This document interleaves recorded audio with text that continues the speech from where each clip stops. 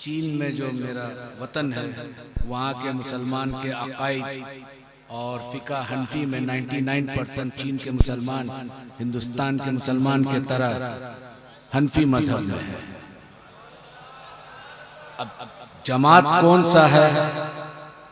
तो जमात अहले सुन्नत वल जमात का है।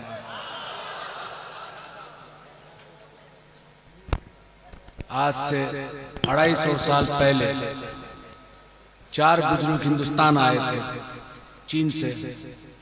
उनको सिलसिला नक्शबंदिया मुजद्दिदिया में बैत किए, खिलाफत दिए। उन 4 में 3 इमाम थे, तीनों को इजाजत और खिलाफत मिली। चौथा एक शख्स अय्यूब नाम था, वो सिर्फ बैत होके मुरीद होके वापस गए हिंदुस्तान से। ये 3 शख्स जिसको खिलाफत मिली थी उनका नाम है सैयद दाऊद रहमतुल्लाह अलैह, शाह कमालुद्दीन नक्शबंदी रहमतुल्लाह अलैह, शाह शमसुद्दीन रहमतुल्लाह अलैह। ये 3 खानका 250 साल से चीन में मौजूद है आज तक। चीन के कम्युनिस्ट पार्टी इस वक्त चीन दुनिया में बहुत पावरफुल कंट्री है। आज हम तमाम मोबाइल्स यहाँ रखा हुआ वो लगभग 90% चीन का पैदावार है। मेरा चचा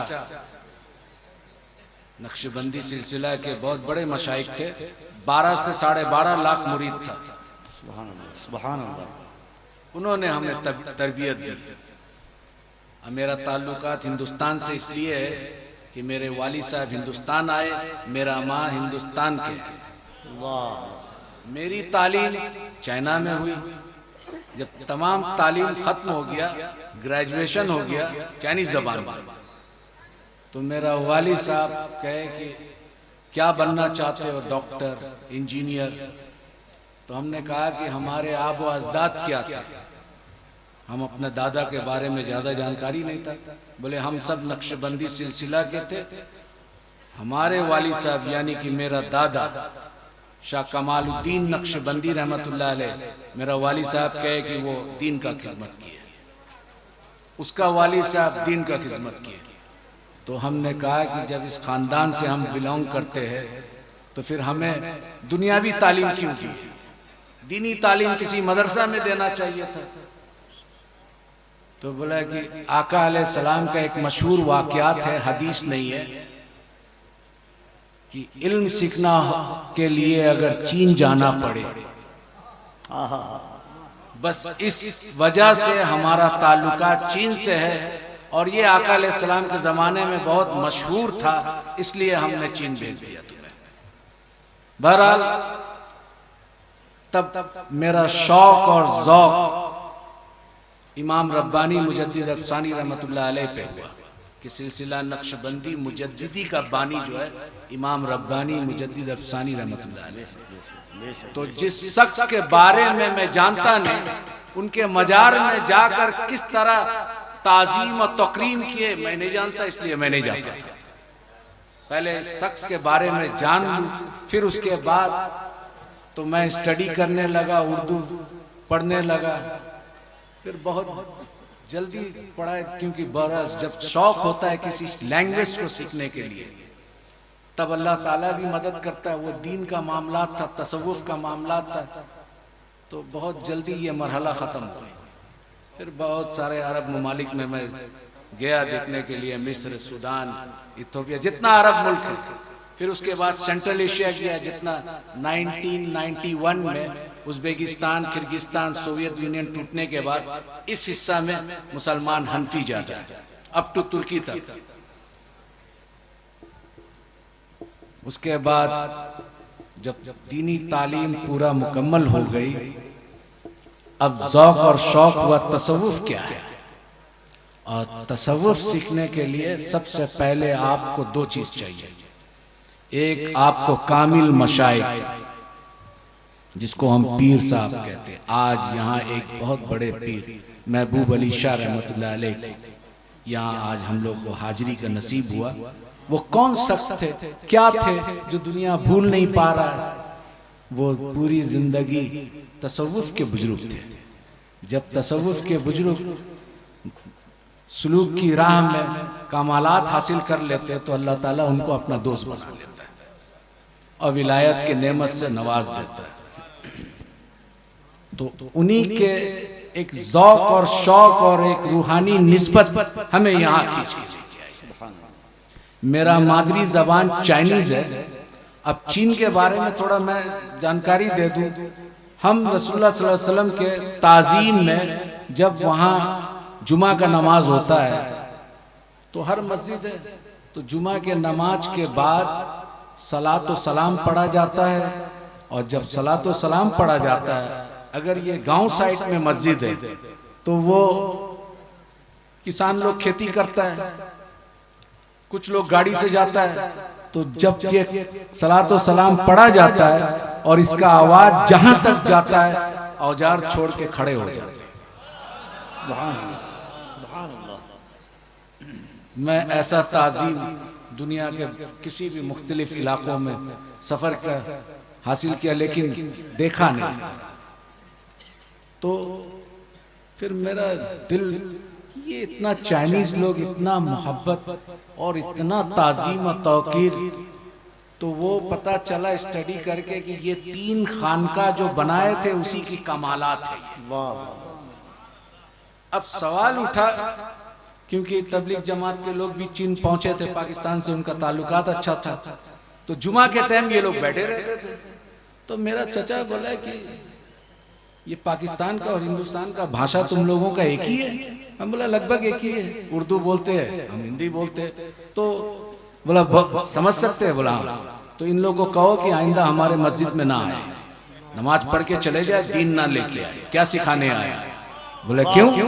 बोला हज़रत साद बिन अबू वक्कास रजी अल्लाह ताला अन्हु चीन में आ चुके थे, उसके दीन को हम पकड़ेंगे, इनसे कह देना है कि तुम अपना दीन मुबारक को ले जाओ। तो बोले कि नहीं, ये नमाज में बैठना और सलातो सलाम पढ़ना खड़ा कहां से साबित है, दलील दीजिए। वो तबलीग जमात के 16 आदमी थे। आज तो तबलीग जमात चीन में बैंड है, वहाबी बैंड है, सिर्फ अगर चीन का सरकार इस्लाम को कबूल करता है तो वो बोलता है कि खानका के जैसा मुसलमान बनाओ जो मोहब्बत फैलाता है। नारे तकबीर, नारे रिसालत, मसलके आला हजरत, मसलके अहले सुन्नत। सुभान अल्लाह। अब सवाल है, अरब में देखता है लोग, अरब से इस्लाम आया, सहाबी अरबी थे, ताबईन अरबी थे, तबे ताबईन अरबी थे, आका अलैहिस्सलाम अरब में आए, तो अरब में खारजी भी आया था, राफजी भी आया था, मुतजल्ला फिरका जो है अरब में आया था। ये तमाम शिया जो हजरात है, हमारा कोई बात नहीं है, हमारा अकायद में इख्तिलाफ है, लेकिन ये सब यहाँ अरब में आया था, हिंदुस्तान में नहीं आया था। तो सवाल उठा, जब स्टडी किया तो ये लोग ज्यादा जो अहले सुन्नत से निकले, मेन स्ट्रीम अहले सुन्नत है सवादे आजम, लेकिन इससे जो साखे निकला मुख्तलिफ फिरकों में बटा, वो तमाम के तमाम फिरका कुरान से दलाइल देते हैं। अब ये तबलीग जमात के लोग बोलते हैं कि खड़ा होके साबित करो, ये करो, वो करो। तो हमने उसको पूछा, जवाब दिया, देखिए मेरा चचा यहाँ के ये है और पीर साहब है और वो पसंद नहीं करते, लिहाजा आप लोग यहाँ दीन फैलाने ना आए। क्यों? आप दलील से बात कीजिए। आका अलैहिस्सलाम इमाम शाफी ने इसकी जवाब दे दी। इमाम शाफी रहमतुल्लाह अलैह फरमाते हैं कि हम बिद्दती उम्मतियों से हदीस लेना बंद कर दिया।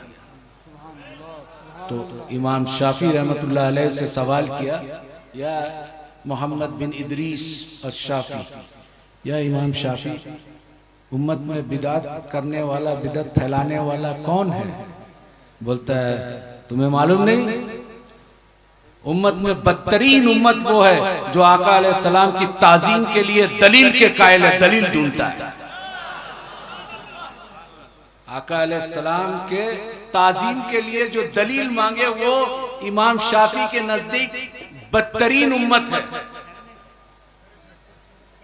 जवाब दे दिए। तो हमने उनसे वही दोहराया इमाम शाफी के कौल को कि भाई इमाम शाफी ने इसका जवाब दे दिया, अब क्या कहते हैं? बोला नहीं आप दलील दीजिएगा। हम बोला देखो ऐसा है, एक हदीस है। बोला आप आलिम हैं? हमने कहा कि नहीं आलिम नहीं है, हम अपने चचा के साथ है, बहुत सारा मुताला किया किताब के। हदीस में एक रिवायत आया है, हजरत बिलाल हबशी रजी अल्लाह ताला अन्हु ये हब्स के थे। उस वक्त हब्स आज के जो है इथोपिया कहलाता है। तो इथोपिया से 12-14 आदमी आका अलैहिस्सलाम मस्जिद नबवी में आए थे। आने के बाद उन लोग आका अलैहिस्सलाम और हजरत अबू बकर सिद्दीक, उमर फारूक रजी अल्लाह ताला अन्हु, उस्मान गनी सब बैठे हुए साहबा। तो ये जो अफ्रीका के लोग 7 फुट 6.5 फुट के लंबा मोटा चौड़ा बॉडी का, ये सब जो है जिस तरह खाना काबा का तवाफ करते हैं उसी तरह आका अलैहिस्सलाम बैठे हुए और चारों यार सब साहबा बैठे हुए। वो एक तरफ उठ के एक पांव उठा के मोहम्मद बिन साले, मोहम्मद बिन साले, और एक हाथ उठा रहे, एक हाथ ऐसा कर रहे और ऐसा घूम रहे। तो उमर बिन खत्ताब रजी अल्लाह ताला अन्हु खड़ा हुए, रोकने का कोशिश किए। आका अलैहिस्सलाम फरमाए या उमर बैठ जाओ, बैठो, कर लेने दो पूरा। फिर जब पूरा खत्म हो गया तब बैठे। तो फिर आका अलैहिस्सलाम उमर को मुखातिब करके अब पूछो क्या पूछना चाहते हो।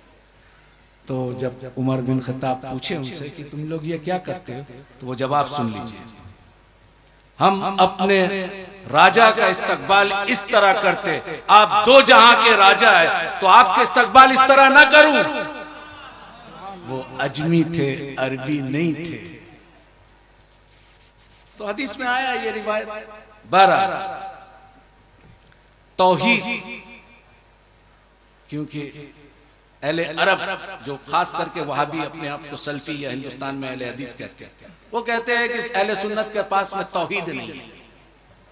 हमारे बुजुर्गाने दीन जो गुजर के आए, ये सब तौहीद के उस मकाम पे पहुंचे जहां पर तौहीद के मार्फत, अल्लाह की मार्फत हासिल कर ली।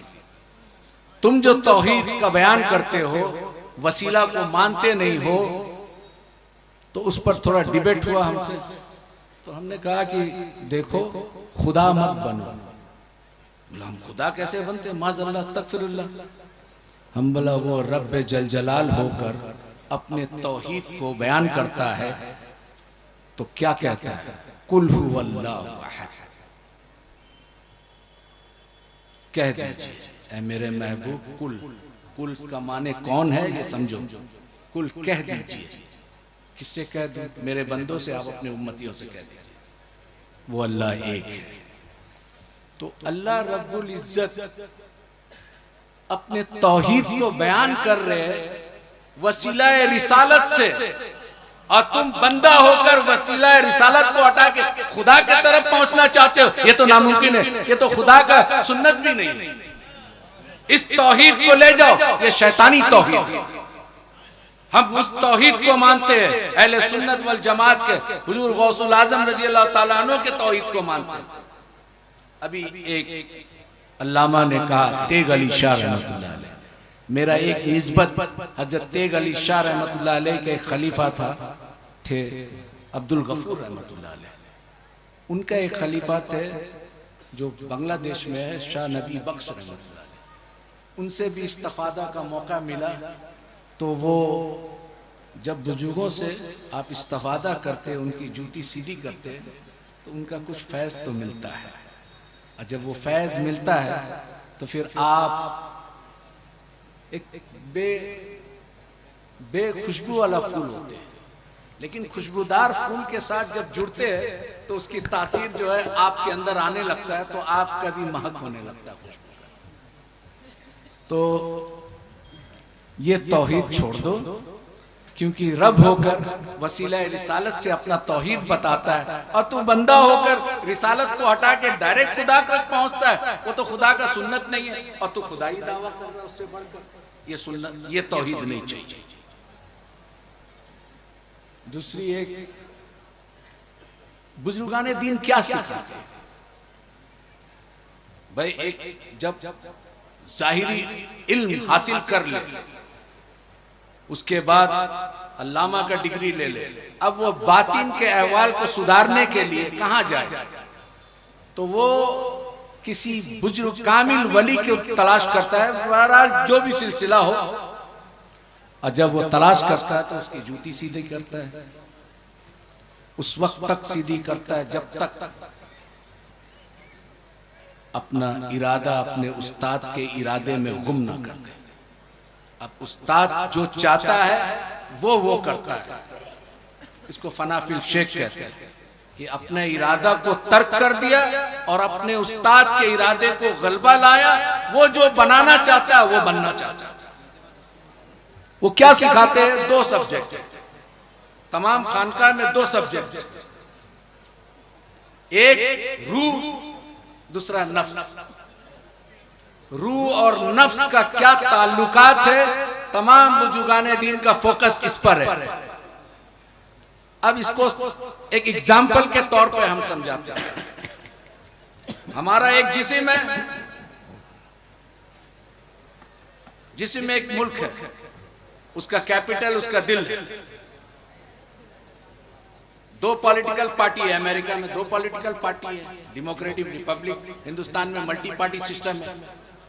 अब 2 पार्टी लड़ाई करता है कैपिटल को कब्जा करने के लिए, रूह और नफ्स। रूह कोशिश करता है बंदों का कल्ब को हासिल करने के लिए, नफ्स कोशिश करता है बंदों के कल्ब को हासिल करने के लिए। जिसमें 2 पॉलिटिकल पार्टी के हैसियत से अगर रूह गलबा आ गया या नफ्स गलबा आ गया तो अक्ल सलीम प्राइम मिनिस्टर होता है, इसको खबर देता है मेरा हाथ पांव देखना सुनना ये सब डिफरेंट मिनिस्ट्री है। तो जब नफ्स गलबा पा लेता है और पूरा इसका कल्ब पे नफ्स का गलबा हो जाता है तो इसको बुजुर्गाने दीन इस दिल को कहते हैं कल्ब जुल्मानी, क्योंकि नफ्स का गलबा हो गया, रूह इसका कमजोर है। सूफी क्या कहते हैं? उनको तस्किया नफ्स के वजह से उसकी नफ्स को कमजोर करते हैं और रूह के ताबे कर देते हैं। जब नफ्स गलबा पा लेता है, कल्ब को कब्जा कर लेता है और अक्ल सलीम को कहता है कि मुल्क में अब मेरा जीत हो गई, अब ये वो सुनेगा जो नफ्स चाहेगा, तो गुनाह करता है। और उसके ऑपोजिट में नफ्स हार जाए, कमजोर हो जाए, रूह गलबा पा ले। और रूह जब गलबा पाता है तो रूह तो जमीन का चीज नहीं है, रूह अरवा से आया, अल्लाह से वादा करके आया, अलस्तु रब्बी कालू बला, उसको पूरा करके जाना है, जिस्म को लेके जाना है। तो जब रूह कब्जा कर लेता है कैपिटल को तो उसका पूरा जिस्मानी, उसका डिफरेंट पार्ट्स ऑफ मिनिस्ट्री, वो तमाम वो काम करता है जिससे रूह को सुकून मिलता है। उसको सूफिया कहते हैं कि इस बंदे का कल्ब रूहानी, ये है खानकाई निजाम, ये सिखाते हैं तस्फिया कल्ब। अब तीसरा एक है और इसी पर मेरा तकरीर खत्म कर दूंगा।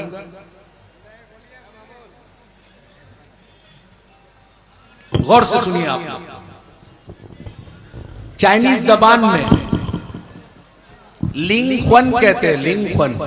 अज़ीज़ान मिल्लत इस्लामिया, शहज़ादे गौसे आज़म औलाद रसूल हुज़ूर सय्यदी शबाहत मियां साहब क़िबला की आमद है। इस्तक़बाल कर लें पूरा मजमा दिल लगाकर। नारे तकबीर, और ज़रा बुलंद आवाज़ से नारे तकबीर, नारे रिसालत। हुज़ूर सय्यदी शबाहत मियां साहब क़िबला फैज़ाने औलिया कॉन्फ्रेंस उर्से हज़रत दाता महबूब शाह। नारे तकबीर, नारे रिसालत।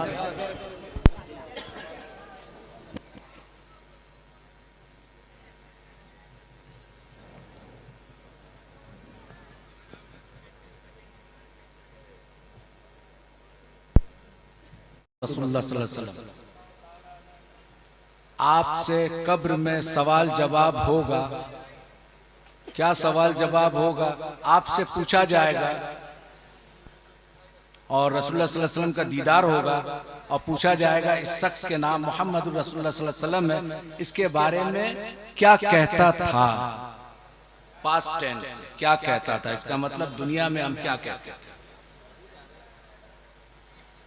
ठीक है, अब बुखारी शरीफ में ये आ गया है कि आप कब्र का सवाल जवाब में आपसे पूछा जाएगा, रसूलुल्लाह सल्लल्लाहु अलैहि वसल्लम का दीदार होगा और दिखाया जाएगा, और आपसे पूछा जाएगा, फरिश्ते उनका नाम भी बता देंगे।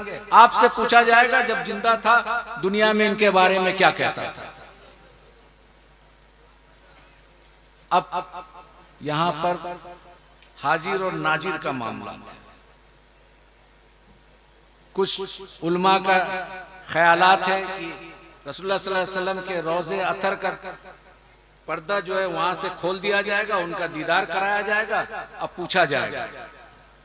कुछ का ऐसा ख्याल है, कुछ का है कि दीदार नसीब होगा, कब्र में दीदार मुस्तफ़ा सल्लल्लाहु अलैहि वसल्लम का दीदार होगा और आपको नाम बता के फरिश्ते पूछेंगे क्या कहता था। ठीक है, अब ये अमीरुल मोमिनीन फिल हदीस इमाम बुखारी रहमतुल्लाह अलैह। अब हम पूछते हैं कि रसूलुल्लाह सल्लल्लाहु अलैहि वसल्लम अभी मदीना मुनव्वरा में मौजूद है और यमन में, मक्का में सहाबा वफात पा गए, उनको दफन कर दिया गया। तो यही सवाल अगर है तो आका अलैहिस्सलाम तो अभी दुनिया में मौजूद है, फिर किसको दिखाया जा रहा है कब्र में? अभी मौजूद है दुनिया में, मदीना मुनव्वरा में है। अगर बुखारी शरीफ का इसी हदीस को माना जाए तो ठीक है, तो फिर रसूलुल्लाह सल्लल्लाहु अलैहि वसल्लम के जमाना में बहुत सारा सहाबी, किसी को शहीद कर दिया गया, कोई दुनिया से रुखसत हो गए, तो फिर उनको जब दफन किया गया तो आका अलैहिस्सलाम का दीदार हुआ, पूछा गया तो आका अलैहिस्सलाम तो मदीना मुनव्वरा में मौजूद है। एक दूसरा, रसूलुल्लाह सल्लल्लाहु अलैहि वसल्लम अब दुनिया में है नहीं, जब दुनिया में थे तो अगर यही क्वेश्चन है पूछा जाएगा तो दुनिया में नहीं है तो भी दिखाया जाएगा। अब वो कहते हैं कि हुजूर अक़दस सल्लल्लाहु अलैहि वसल्लम, ठीक है, अभी कोविड का टाइम में दुनिया में एक ही टाइम में कितने लोग गुजर गए होंगे, कितने लोग का मौत हो गया होगा। सपोज पूरी दुनिया में 10 लाख आदमी एक ही टाइम में मौत हुआ, तो मुल्कुल मौत तो एक है। भाई मुल्कुल मौत का ताकत ये मानते हो कि एट अ टाइम, एक ही मिनट, एक सेकंड में 10 लाख आदमी को पूरी दुनिया से मौत का फरिश्ता रूह कब्ज कर सकता है। ये उनका इख्तियार में, ये उनका पावर अल्लाह ने दिया। और ये 1 लाख आदमी को एक ही टाइम में दफन कर दिया जाए और एक ही टाइम में मुनके नकीर रसूलुल्लाह सल्लल्लाहु अलैहि वसल्लम को जियारत भी हो रहा है और पूछा जा रहा है कि इसके बारे में क्या कहता है। तो हर जगह हाजिर और नाजिर नहीं है। क्या है? हमारे बहुत सारे असलाफ जो बुजुर्गाने दीन गुजरे, इमाम जलालुद्दीन सूती रहमतुल्लाह अलैह, तो कहते थे हम आलिम बेदारी में जियारत किया रसूलुल्लाह सल्लल्लाहु अलैहि वसल्लम का। इमाम रब्बानी मुजद्दिद अल्फसानी रहमतुल्लाह अलैह वो तशव्वुद में अशहदु अल्ला इलाहा भूल गए थे, क्योंकि अस्सलामु अलैका अय्युहन नबी जब बोले थे तो उसको जवाब रसूलुल्लाह सल्लल्लाहु अलैहि वसल्लम दिए थे, वो उंगली उठाना भूल गए। आज समरकंद, बुखारा, उज़्बेकिस्तान, अफगानिस्तान का नॉर्दर्न पार्ट जो नक्शबंदी आज भी नहीं उठाते, बोलते इमाम रब्बानी भूल गए। नहीं, मकतूबात रब्बानी में उन्होंने खत लिखा। वो काजी नौमान बदख्शी रहमतुल्लाह अलैह को खलीफा थे कि देखो फकीर ने जो है नमाज में इस तरह का मामलात आया तो तशव्वुद में, क्योंकि आप हनफी है तो हनफी है तो अशहदु अल्ला इलाहा उठाएंगे, लेकिन आपने भूल गए। क्योंकि उस वक्त भूलने का कारण ये था कि रसूलुल्लाह सल्लल्लाहु अलैहि वसल्लम का सलाम का जवाब सुन लिए थे, और जो शख्स रसूलुल्लाह सल्लल्लाहु अलैहि वसल्लम का जवाब सुन ले वो किस्सा ये सुन्नत याद रहेगा। तो उन्होंने कहा कि मैंने अपने खलीफा को लिखा, वो वक्त के मुजद्दिद थे लेकिन साहिब शरीयत तो नहीं थे। आज भी चाइना के बहुत सारा रिमोट एरिया में वो नहीं करते, बोलते इमाम रब्बानी रहमतुल्लाह अलैह के मकतूबात रब्बानी में नहीं है। बहरहाल, तो एक ही टाइम में इतने लोग का मौत हुआ और एक ही जगह में नहीं हुआ, दुनिया के मुख्तलिफ इलाकों में हुआ। एक ही साथ दफन कर दे और एक ही साथ किसका दीदार हो रहा है? रसूलुल्लाह सल्लल्लाहु अलैहि वसल्लम को दिखाया जा रहा है, अब पूछा जा रहा है कि इस शख्स के बारे में क्या कहता था, तो फिर हाजिर और नाजिर का क्या माने, यही तो माने। बहरहाल एक छोटा से वाकयात है, वो मैं बयान कर दूं, उसके बाद मैं खत्म करूंगा, क्योंकि मैं डायबिटीज से 35 इयर्स हो गया। मैं 10 बजे सो जाता हूँ, सुबह 4 बजे उठता हूँ। तो वो मौलाना शौकत साहब ने रिक्वेस्ट किया कि आज, तो खैर बहरहाल कोई बात नहीं। मेरा चचा चीन में बहुत बड़े बुजुर्ग शाह सईद रहमतुल्लाह अलैह, अभी हाल फिलहाल 4, 5, 6 साल हुआ इंतकाल कर गया। तो उनके पास आए, वो बड़ा खामोश रहते थे, 91 इयर्स तक हयात था, लेकिन कमजोरी के वजह से वो खड़ा बैठ के नमाज नहीं पढ़ाए। नमाज के टाइम में बहुत जलाल हो जाते थे, इमामत करते थे। तो घर में सब लोग बोला कि आप इतना उम्र हो गया, तो आप बैठ के नमाज पढ़ाए। बोला इमाम बैठ के नमाज नहीं पढ़ेगा, या तो हम अपना बेटा को दे दे इमामत करने, मैं पीछे बैठ जाता हूँ। तो उनके पास कुछ लोग आए, बोले हुजूर रसूलुल्लाह सल्लल्लाहु अलैहि वसल्लम का दीदार, हमने सुना आपके वाली साहब बहुत लोगों को इस जगह में रसूलुल्लाह सल्लल्लाहु अलैहि वसल्लम का मुरीद करके 3-4 दिन में दीदार करा दिए थे, तो आप भी करा दिए, कैसे होगा? तो चचा देखे बहुत सारा लोग ऐसा, बोला ठीक है कोई बात नहीं है, अभी थोड़ा मुरीद में ट्रेनिंग हो। उसमें एक लड़का बड़ा जिद्दी था, उसका नाम था सलाउद्दीन, वो थोड़ा चाइनीज कराटे कुंफू का मास्टर भी था, बहुत सारा अवार्ड ले चुका था। तो वो थोड़ा जिद करने लगा, तो चचा बोले ठीक है, तुम रसूलुल्लाह सल्लल्लाहु अलैहि वसल्लम का दीदार करोगे, कसरत से दरूद शरीफ पढ़ो और कसरत से सुन्नत पर अमल करो, तुम 40 दिन तक करो, फिर उसके बाद इंशाअल्लाह हम रसूलुल्लाह सल्लल्लाहु अलैहि वसल्लम का दीदार करा देंगे। वो शुंफा बोल के एक जगह है, वहां पे सैयद अब्दुल फतूह रहमतुल्लाह अलैह आए थे समरकंद से। उन्होंने उस जगह में कुछ तिब्बती लामा ग्रुप था, वो पूरा मुसलमान हो गया वो एरिया में। वो एरिया में चाइना का सालार कौम कहते हैं, ये लोग तुर्की से आए थे। वहां मिर्चा एक होता है, छोटा मिर्चा होता है, वो बहुत झाल, एक मिर्चा खाना मुश्किल है। तो चचा बोले कि सालाचू, हम चाइनीज में बोल रहे हो, जिस तरह मेरा चचा बोले सलाउद्दीन नीची सालाचू ना पेन ना लाचा कोला। सलाउद्दीन सालार चले जाओ, वहां का मिर्चा लेके आना। हदा पापा बोलते थे, बाबा, पापा माने बाबा, हदा पापा वो चुतावला था छीला माय खोला आ गया। बोला सलाउद्दीन मेरे हुजरा में आ जाओ। फिर एक ताला था, चाबी लगा दिए और चाबी मेज में रख दिए। बोले मिर्चा पूरा खा लो। मिर्चा खा लिया, एक मिर्चा खाना मुश्किल है, वो 50 ग्राम मिर्चा। वो बस उम्र था, बड़ा ज़ौक़ और शौक रखता था, तो चिबा चिबा के खा लिए। खाने के बाद उसको हिचकी आने लगा, अब वो पानी खोजे। बोला सलाउद्दीन पानी मत पीना, अगर अपना ख्वाब को पूरा करना है तो पानी मत पीना, और अगर झाल बर्दाश्त ना हो तो चाबी वहां रखना है, खोल के चले जाओ, और ये इरादा तर्क कर देना। ठीक है। अब वो परेशान, इधर छपक इधर ये उधर वो, अब थूक निकाल रहा है मुख से और थूक में जबान को लगा रहा है, लहर रहा है। वो तो मिर्चा आम मिर्चा नहीं है। आप यहाँ कालिम्पोंग दार्जिलिंग में चले जाइए, एक छोटा सा मिर्चा आता है, उसको क्या डल्लू कुरसाई बोलते हैं लोकल लैंग्वेज में, वो एक तो खा लीजिए। आसाम में चले जाइए, भूत, वो बंगला भाषा में मिर्चा को क्या बोलता है, नहीं भूत लंका ना क्या बोलते हैं आसाम में, वो खा के एक तो दिखा दीजिए आप। तो वो सालार का वो मिर्चा खाने के बाद ये तड़प रहा है, ये कर रहा है, वो कर रहा है।